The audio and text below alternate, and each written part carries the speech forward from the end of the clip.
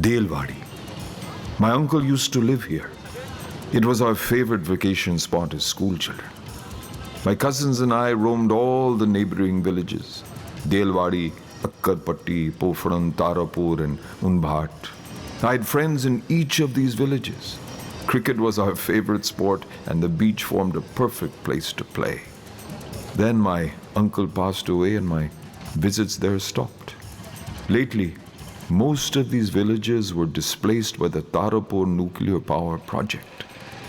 However, the village Tarapur, which gives its name to the power plant, sits right here.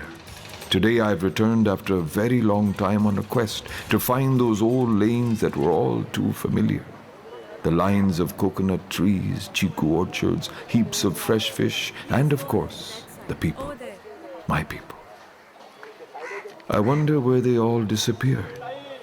And as I searched for them, I found a familiar name, Chandrasen Arekar. And then several other names followed, some known, some unknown, some old, and some new.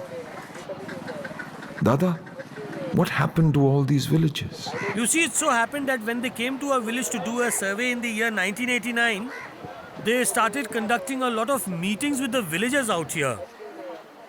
But nothing much happened and ultimately it just stayed at meetings only. They just kept saying we will give you this and that, and until the very last stage of the project, they kept us hanging in this way. And finally, when we realized that we were not going to get anything from them, then we started our protests from the year 1999 and have still continued doing so, sir. But how did you decide to give away your village? You see, they had a very unique way of pressurizing and influencing people here. So because of their sweet talk, many people fell prey to this bait of theirs. Thinking that the government has come to our door, they will definitely do something for us. And then? We told them that you give us all the facilities and then we all are ready to leave the village. You see, if we are ready to sacrifice everything for the country, then the country must also do something for us. But we have heard that they used force. When we blocked their entry into this village, they got a force of 2,000 policemen. Then they told us that they had received a fax or something. They took the Prime Minister's name, along with other ministers, saying that there were orders to displace us from this village. They forcefully took us to another village at Boisar. There were so many policemen, you can't imagine. There at Boisar, they forcefully surrounded us and made us sit at just one place. While here, they used 3 bulldozers and razed our village. And they have deprived us of all our amenities. You know, we have been fighting for our rights, but we haven't received anything till date. You know, the government has made our situation so bad that they have turned us to beggars. As I bid my farewell to Chandrasen and walked out, these stories of power and force echoed around every corner. Forcefully at gunpoint, and if we talk about it, then we would be dumped into trucks and taken to the police station. When the police surrounded the village, at that time I was sitting at home. They literally dragged me out of my home. They humiliated me. Our fields, our homes were all razed to the ground. There were bulldozers, 6 of them. So many good homes. They broke down all our study houses. Tell me, what will we poor eat? They drove us out of the village, just like cattle. They treated us like animals. The project displaced inhabited villages, but they must have got some facilities in return, right? What facilities? What facilities are you talking about? Can you see any facilities here? Can you? Can you see any hospital or anything like it? Nothing is there. Not even place for toilet. What will the company give? This is a corrupt company. They have killed us poor people. We have no house, no food. They say such big projects bring development to the villages they go to, but I was horrified to see this development.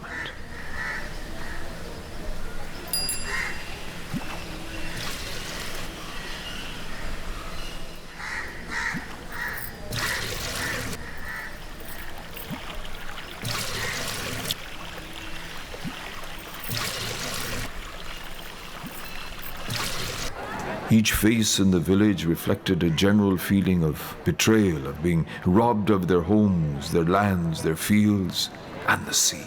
They have all cheated us, sir! We have got nothing. This is just a business by cheats. They know how to fool people.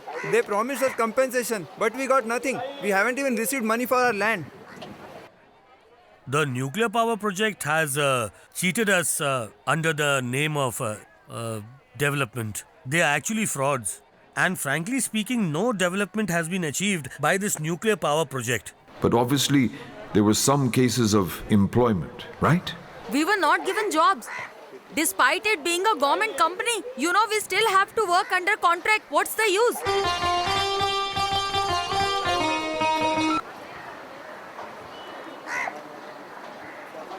We have small children. What will we do now? No jobs. We are unemployed. Now what is the solution? They are ruthless. They are not ready to give jobs to our children. They give false promises to us. They kept saying we'll give you jobs, but they put them in jail. When our children go there, they beat them and put them in jail. The future of our children is very bad. Our children, some even graduates, just roam around and live like loafers. Our time is over. We have become so old. But our children are young and they have to grow up. What will they do? Where will they go and where will they live? What will they eat and drink? If their parents are unemployed, how will they educate the children? What is their future? Once upon a time, this beach was busy. Several small ships dotted the shore. Fisherfolk purposely ran around doing business, and the roaring waves and breeze over the sea added music to the melange. Today, the silence on this beach is deafening and the inactivity disheartening. Today, the fisher folk are bent low with the burden of empty fish nets on their shoulders. Our dock has no fish at all. Since 2002, there has been no fish here. This is because of the blastings. As they went deeper into the sea, the fish too went further away. So after 2001, I haven't seen a fish yet. The fish eggs don't hatch at all. How can they survive in hot water? You tell me, sir. If we put our leg in hot water, it will burn. You tell me, right or wrong? So how will those small fish eggs survive? They just don't hatch. The pollution caused by this nuclear plant has led to a drastic reduction in the fish on the continental shelf. You name any, Bombay duck, pomfret, even big fish like ghole, kota, dhade and many such. Name any fish and we got it here on the shelf. Now all these have totally reduced.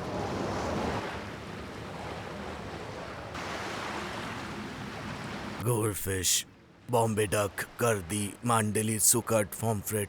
Now we don't get any. Not anymore. The water from the nuclear plant is hot, so we can't fish anywhere near the shore. And so it is difficult. We don't find any fish there. Steam rises from this hot water. You see, there are some fish which are available only locally, and they are being destroyed completely by this. Ever since the Tarapur project arrived in 1965, and then after its commissioning in 1967-68, our fishing activities have suffered. Earlier, we didn't even find leisure time to sip tea. We had over 100 boats on this dock.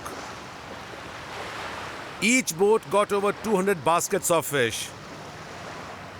A small ship could even find fish about 2 kilometers from the shore. And do you know, today we use boats with engine to go beyond 15 kilometers, and then too we find no fish. With a consumption of 200 liters of diesel, we do not get any fish because of hot water. At that time, we got rupees 3,000 to 4,000, which was a lot. But today, we get nothing. Earlier there was a lot of fish. Now there is nothing. Thanks to the nuclear power plant, the fishes and all underwater life is getting destroyed. The situation is bad. Have a look. Since last night, we have found only such little fish. How will this suffice us? Earlier, if I calculate, in one area, we would easily earn about 70 to 80,000 rupees, in one area. But now we don't even get rupees 10,000 throughout the year.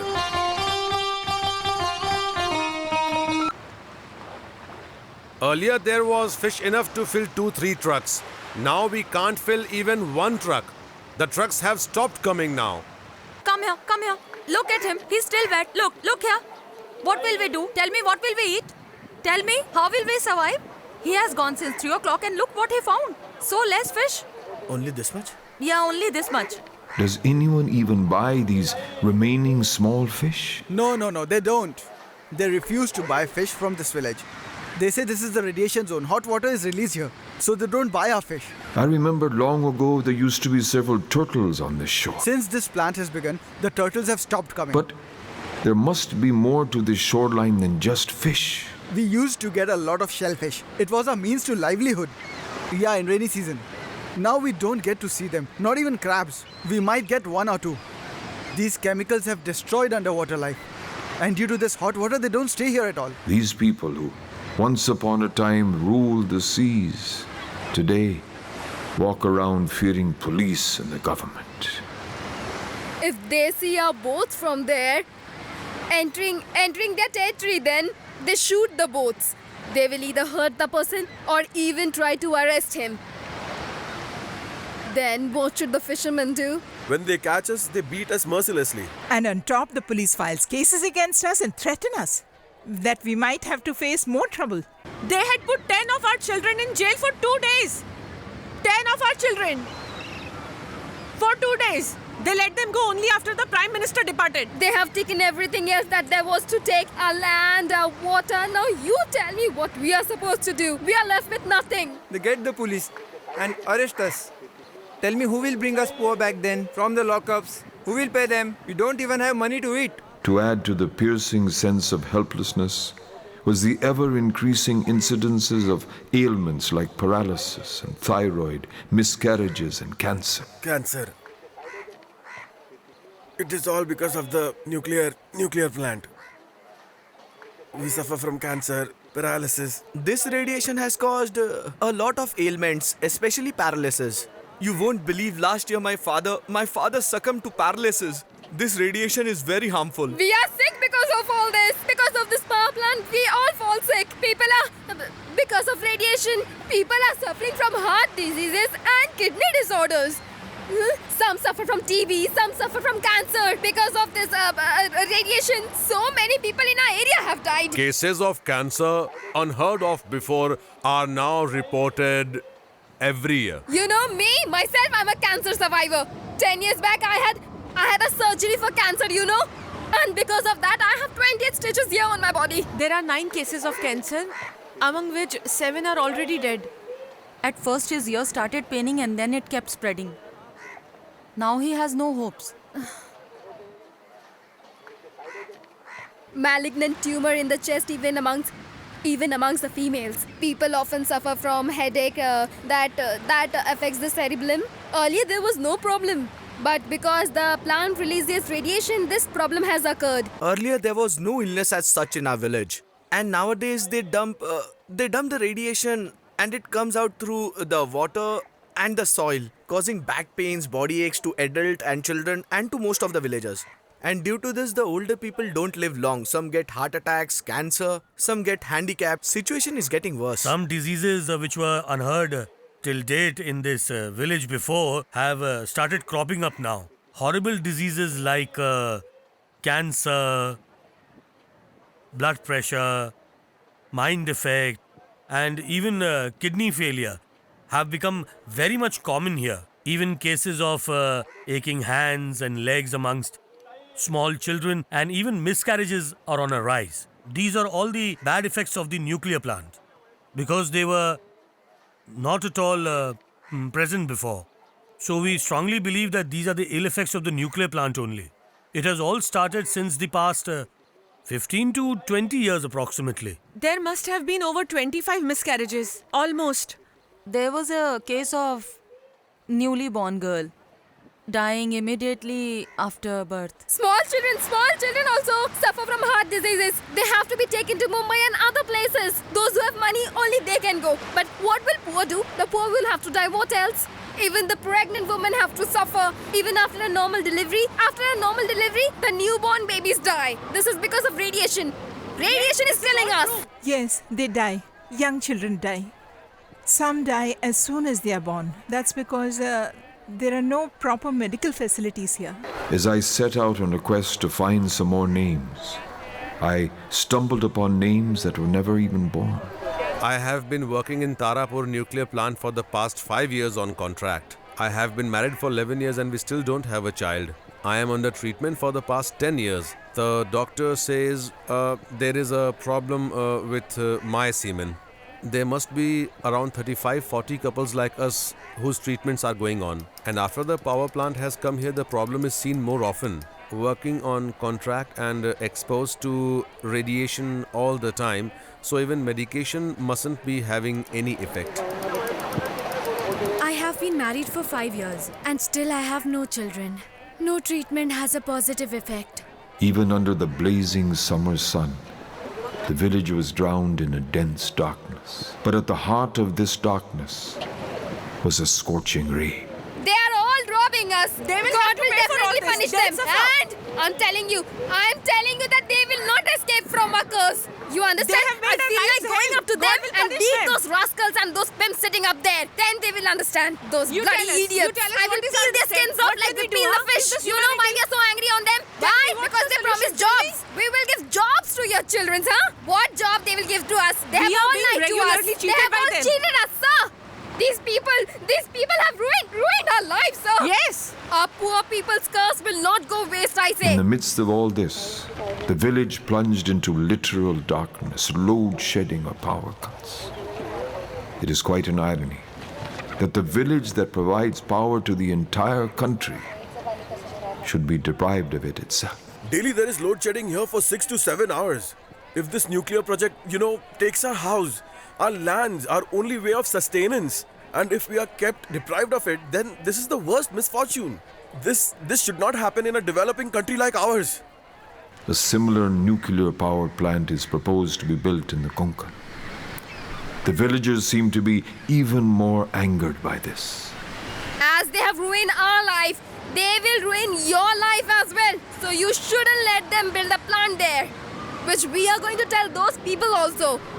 Because in order to build the plant, these people have cheated us, saying that they will give jobs to our children. We will give you free healthcare, electricity, water supply, and other facilities. We will not charge anything. And what not they have promised us? They said that they will improve the standard of living here, and they made many such promises. We will tell those people to learn from us and don't allow them to cheat you. Yeah. Because these people make promises and then run away from here. The village has a substantial population of 10,000 people, and yet there is a deathly silence spread through the village even at midday. Nowhere can one even see the basic signs of development. All one can see are broken spirits, lost childhoods, and unemployed youth. As I left the village, I saw the market full of fish. Surprised, I asked one of the vendors, "Are these from your village?" There are no fish in our village. So where are these fish from? These are from Crawford Market. And Bhaucha Dhaka from Kolaba, Mumbai. The fisher folk of long ago have now become mere fish vendors. With a heavy heart, I left Dandi in search of another name. But my progress was halted by a ghost town of cubicle houses, originally built for the displaced people. The company's negligence was manifested in the deep stench in the air.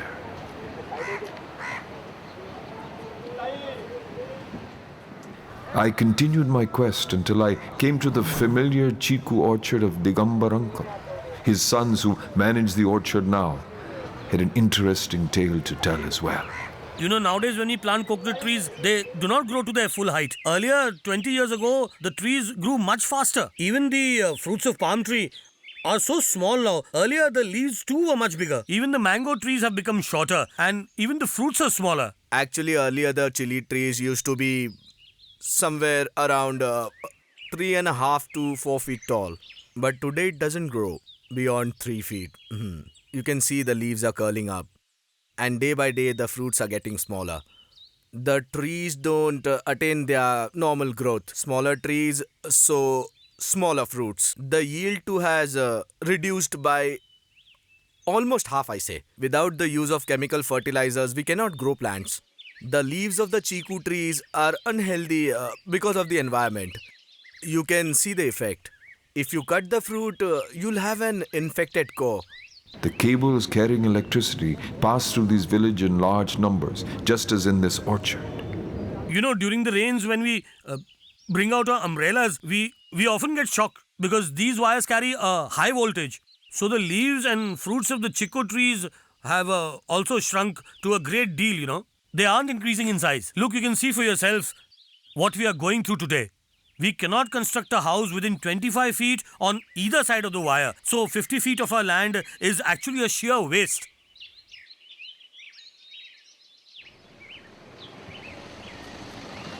As the sun sets over the horizon, I move on to Tarapur, the village that gives its name to the nuclear power plant. This is the area where the Parsi community used to stay. This is where it is said Dr. Homi Bhabha was born. As I enter the ruins that were once a symbol of prosperity, I see that nothing remains of that extravagance.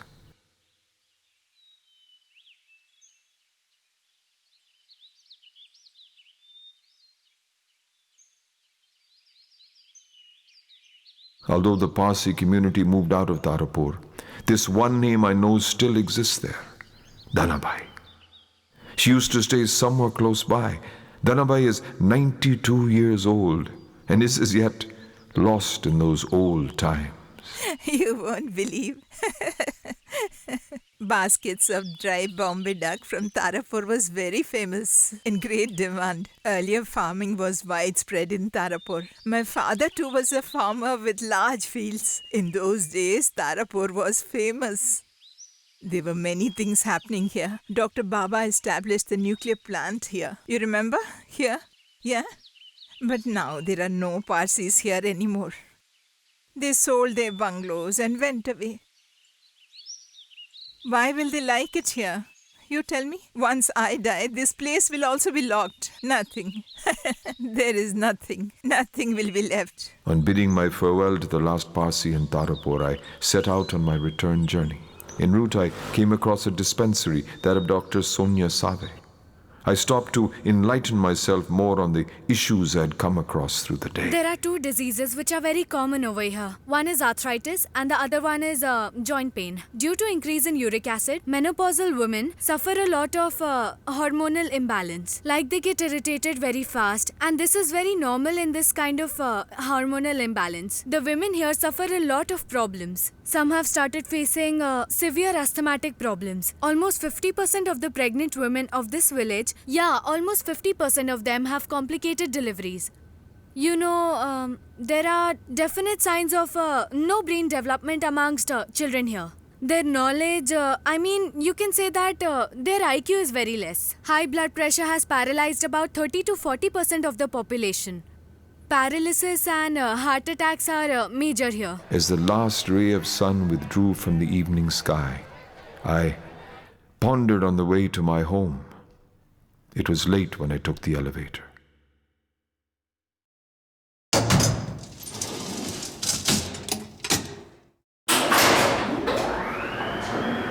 This is just a business by cheats. Our dog has no fish at all. What will they eat and drink? You know me, myself, I'm a cancer survivor. They treated us like animals. Our poor people's curse will not go waste, I say. They have made our lives hell. God will punish them. These people have ruined our lives. They give false promises to us. Our poor people's curse will not go waste, I say.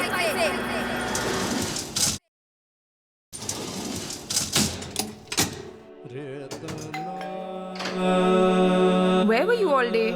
I called you so many times. Couldn't you just answer my call once and tell me? You know how worried I was. Did you eat anything at all through the day? Mummy also was trying to call you. Mr. Mehra had come to invite us to his daughter's wedding. It's next month in Delhi. I told him our attendance depends on your schedule. But we must visit him once before the wedding. Rucha, your father's home. Give him a glass of water. Rucha's starting her exams next week. You should look into her studies this weekend. Guide her a little on writing essays. This year we need to bring in some more furniture into the house. There's no storage space. Also this Diwali we should color the house. Oh, that reminds me. I went to our old neighbor's house today. They've done up the place.